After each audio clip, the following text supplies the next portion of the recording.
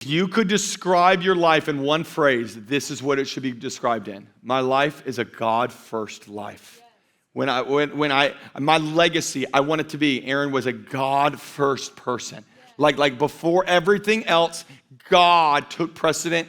God was the focus. Actually, in the New Testament, it talks about the preeminence of Christ, meaning that Christ, we know Christ, God in the flesh, he was before all, he's above all, he's to be worshiped more than all. Like it is Christ, it is all about God. And that is what this first commandment is about. He said it like this in Exodus chapter 20, verse 3, you shall have no other gods, nobody else. And here's the key phrase, ready? That is before me. So there's nothing else. It's him and him alone that we worship and that we live for. Now, this is important because the Israelite people were being released from Egypt, and Egypt was a polytheistic. Poly means multiple, many gods culture.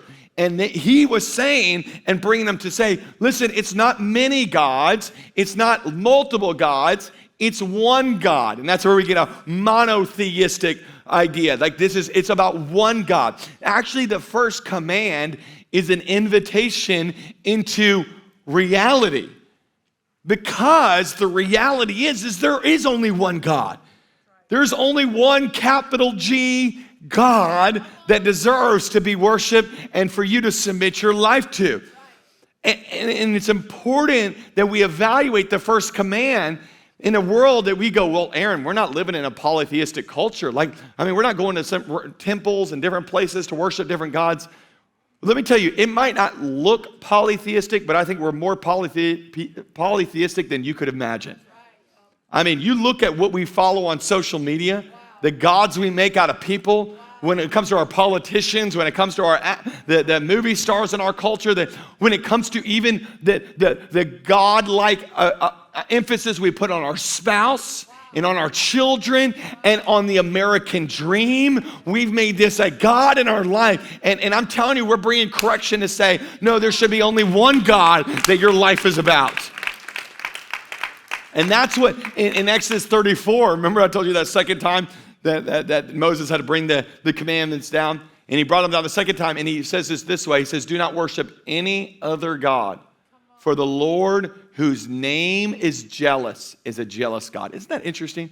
He uses the word jealous. Jealous in our culture is so about like pettiness. Like you're jealous, I'm talking to that person, or you're just jealous because you didn't get an invite.